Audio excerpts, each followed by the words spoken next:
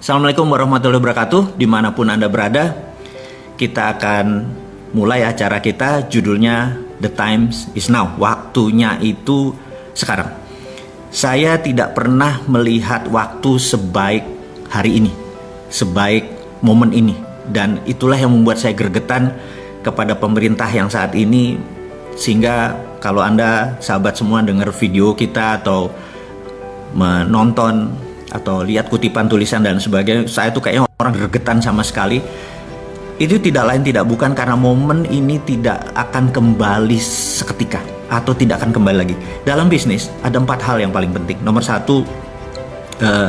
adalah masalah funding, kira-kira 10%, masalah bisnis model 18%, kemudian masalah SDM, Anda harus punya SDM yang bagus, manajemen yang bagus, motivasional itu sekitar 28%. Tapi sisanya adalah momentum.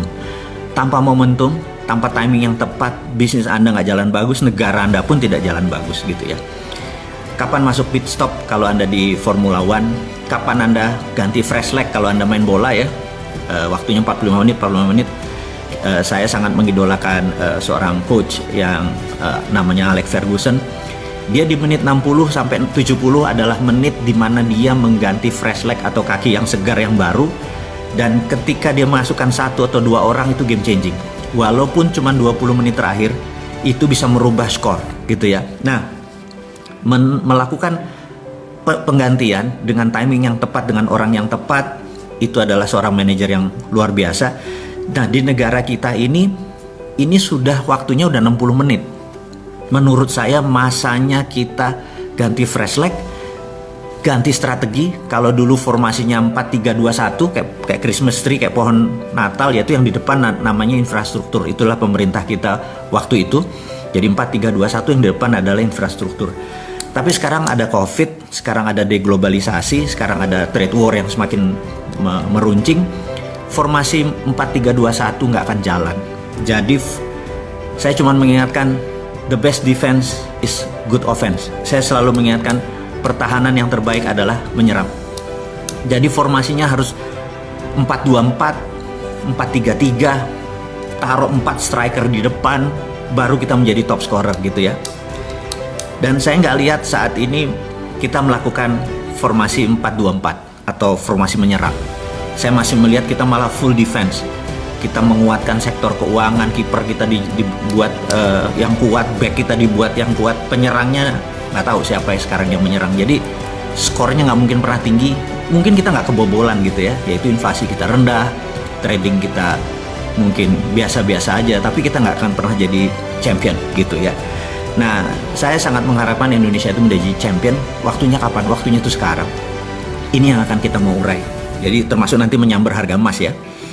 Jadi gini, kita tahu negara ini terjadi perang, kita tahu, dan saya berkali-kali bilang sekarang adalah the world in economic warfare, atau dalam ekonomi dunia saat ini dalam keadaan perang. Jadi strateginya pun harus dirubah. Bahkan Anda sebagai UKM, Anda sebagai pengusaha, Anda sebagai profesional, Anda harus rubah semuanya demi memenangkan perang, atau survival of the company, atau survival of the nation, atau survival of your family gitu ya. Mulai dari sana. Nah, kita mulai dulu sekali lagi. Saya akan ulangi dengan how the world work, bagaimana cara dunia bekerja. Tanpa Anda memahami cara dunia bekerja, Anda tidak paham apa ini yang terjadi. Jadi kita tahu di tahun 45 ada namanya global theaters, atau apa global theaters itu? Ya kayak tontonan global gitu ya. Kita tahu Amerika dari dulu berambisi menjadi number 1 country who rule the world gitu ya. Ini harus saya ulang-ulang terus. Si ontohot, si kampret Amerika itu adalah negara yang dari dulu ingin menjadi negara yang control the world. Jadi mulainya dari 1900. Saya ulangi lagi ceritanya. Anda bosan-bosan, tetapi Anda akan paham maksud saya, sehingga tahu nanti apa yang harus dilakukan dengan bisnis kita. Bayangin, sesuatu yang besar nanti bawa ke bisnis kita. Bahwa waktu 1900, dunia dalam keadaan sangat genting waktu itu, semua negara hampir dalam kondisi perang. Inggris adalah negara yang disebut the sun always shine. Jadi saking besarnya wilayah jajahan dia, kolonialisasi, kolon tuh usus ya, dan menghasilkan shit gitu ya. Jadi kenapa disebut kolonialisasi jadi ngerti kan? Oke, kita lanjut nanti. Jadi Inggris tuh besar tapi semua di-challenge, semua negara men-challenge dia. Belgia, Portugis, Spanyol, Perancis dan lain sebagainya. Sehingga Inggris merasa perlu ally. Dan di 1904 delegasi Inggris datang ke Amerika untuk mengajak Amerika sebagai negara yang belum tidak dijajah dan tidak menjajah. Negara Amerika dikenal waktu itu dengan penghasil sumber energi. Jadi kita tahu John Paul Getty, Rockefeller adalah mereka-mereka yang menghasilkan dari crude oil dibuat menjadi kerosin atau minyak bakar. Dia tahu ini yang kontrol. Kemudian setelah Tesla menciptakan listrik, kemudian siapa lagi yang listrik diciptakan, mereka memerlukan gasolin untuk juga bahan bakar Ford untuk mobil dan lain sebagainya. Terus diubahlah dari kerosin menjadi gasolin atau bahan bakar minyak untuk kendaraan dan lampu dan lain sebagainya, untuk genset dan lain sebagainya. Amerika so powerful, bahkan ketika diajak delegasi Inggris untuk mengajak Amerika menjadi junior ally, dibawalah Amerika ke Eropa. Ini dosa pertama, kegoblokan pertama bangsa Inggris, memperkenalkan Amerika pada sisi lain dunia. Jadi Amerika melihat, oh Eropa tuh begini gitu ya, teknologinya begini. Begitu mereka balik, mereka rapat, Amerika rapat besar. Mereka bilang, ternyata Eropa teknologinya ketinggalan 50 tahun dari Amerika. Anda tahu ya, sahabat semua. Kalau Anda tahu bahwa Perang Dunia Pertama 1918, 1914 itu senjatanya locok, jadi clack door satu ya. Tapi Amerika sudah revolver, begitu nembak dek itunya muter sendiri, revolvernya muter sendiri. Jadi saya ingetin lagi bahwa kembaran saya itu film Last Samurai, si Tom Cruise waktu dia bertempur terakhir dengan para samurai itu Amerika sudah pakai tembakan yang dedet gitu ya, dan itu sudah otomatis. Jadi teknologi Amerika sudah 50 tahun lebih advance daripada teknologi Eropa. Amerika melihat ini adalah peluang untuk menaklukkan dunia. Kemudian 1906 Amerika pertama kali 1 jam terbang, jadi pesawat Amerika ciptakan. Dunia terpesona sekali lagi, dan sejak saat itu Amerika punya grand plan ini menaklukkan dunia, itu ya. Oke. Kemudian ketika tahun itu negara-negara jajahan, semua negara-negara jajahan wilayah Eropa itu diinfiltrasi oleh CIA untuk merdeka. Karena itu gerakan dunia hampir sama, mulai dari Afrika Selatan, India, Indonesia, Thailand nggak pernah dijajah, Malaysia, semua negara bergerak hampir sama di tahun 40-an, 45 puncaknya. Dan apa yang dilakukan oleh Amerika adalah strateginya yang namanya dekolonialisasi. Dekolonialisasi adalah Amerika ingin Eropa tidak kaya lagi dengan seluruh negara jajahannya dilepas, gitu ya. Karena itu Amerika mensupport kemerdekaan Indonesia, mensupport kemerdekaan banyak negara, mensupport. Sekali lagi ini bajingannya dia, jadi jangan menganggap itu pahlawan ya. Dan itulah disebut global theater.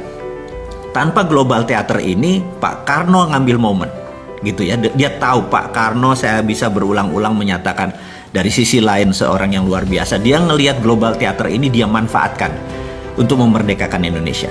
Nah, akhirnya semua negara merdeka. Gandhi di India, kemudian Zulfikar Ali Bhutto, kemudian di Amerika Latin dan lain sebagainya. Anda yang lebih pintar dari saya untuk pelajaran sejarah. Yang saya mau mengingatkan sekarang, kita mirror, kita cermin tadi kita bawa. Nah, ketika China dengan strateginya pertama ingin menaklukkan dunia, karena penting China menaklukkan dunia, China melakukannya berbeda. Kalau Amerika dengan military approach atau pendekatan militer, China melakukan pendekatan dengan economic approach. Jadi dua-duanya melakukan kolonialisasi. Hanya China menggunakan kolonisasi 5.0 yang disebut economic approach, Amerika menggunakan military approach. Economic approach ini luar biasa karena tidak terasa. Bahkan kekomunisannya Cina pun tidak terasa, gitu ya. Kefasisan gerakan bernegara berideologi tidak bertuhan itu pun tidak terasa. Bahkan kita sekarang yang nganggap Hitlernya itu Trump, gitu ya. Bukannya yang tidak bertuhan gitu, yang fasis itu ya Trump gitu. betapa dahsyatnya propaganda itu bisa merubah mindset kita semua. Nah, 5.0 itu begini caranya. Mereka menggunakan strategi namanya closed loop. Closed loop itu begini, kita kasih contoh Bali ya. Jadi kalau ada turis datang ke Bali, turis Cina nih terutama, apa yang dilakukan oleh kolonialisasi 5.0? Jadi dia beli hotel, kemudian dia beli restoran, kemudian dia beli kafe, kemudian dia beli tempat oleh-oleh, kemudian dia punya tour and travel. Begitu kapal dari China datang, dijemput oleh tour travel dia, bawa ke hotel dia, makan di restoran dia, terus nonton tari kecak, terus lihat ini segala macam 1-2, kemudian balik lagi. Itu adalah kolonialisasi 5.0 gitu ya. Dan mereka bayarnya pakai apa? Pakai Alipay. Pakai mereka digitalnya dia. Jadi nggak ada kita megang uangnya pun tidak gitu ya. Nanti semuanya interbank di dalam bank. Balik, itulah 5.0. Anda udah tahu, saya ulangi ini berkali-kali, tapi ini demi pemahaman saya harus ulangi berkali-kali. Kemudian apa yang dilakukan oleh misalnya di Sulawesi Selatan ada perusahaan tambang, itu juga sama. Mesinnya dari Cina, produknya dari Cina, teknologinya dari Cina, uangnya dari Cina, TKA-nya dari Cina, bayar pun pakai yuan gitu ya.